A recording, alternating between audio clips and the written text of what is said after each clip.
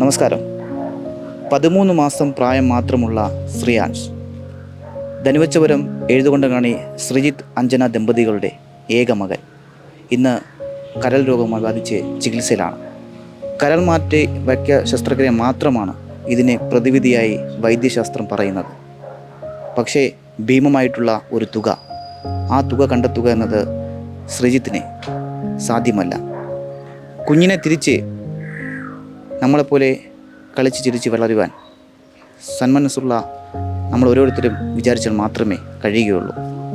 എന്താണെന്ന് നമുക്ക് ഈ കുടുംബത്തിൽ നിന്ന് തന്നെ ചോദിച്ചറിയാം.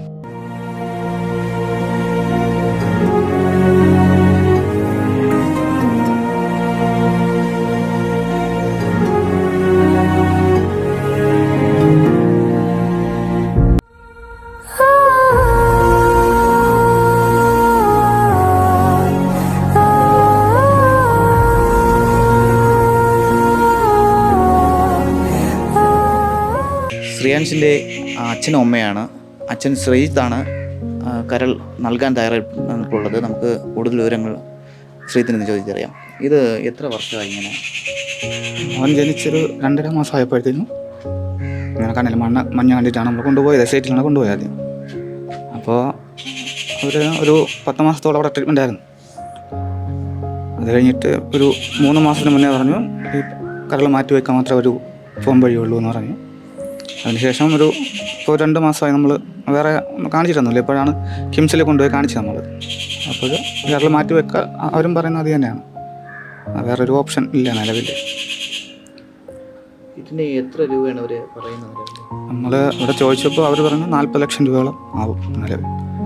പിന്നെ തുടർ ചികിത്സ പിന്നെ അങ്ങോട്ടുള്ളതൊക്കെ പിന്നെ നോക്കാം. എന്തായാലും ചികിത്സ ഇതിന് വേണ്ടി സർജറിക്കും അടുത്ത ഇതിനെല്ലാം 40 ലക്ഷം രൂപ ആകും എന്നാണ് ഇപ്പോൾ അറിയിച്ചിട്ടുള്ളത്. നമ്മളെ വലിയൊരു ഫണ്ടല്ലേ.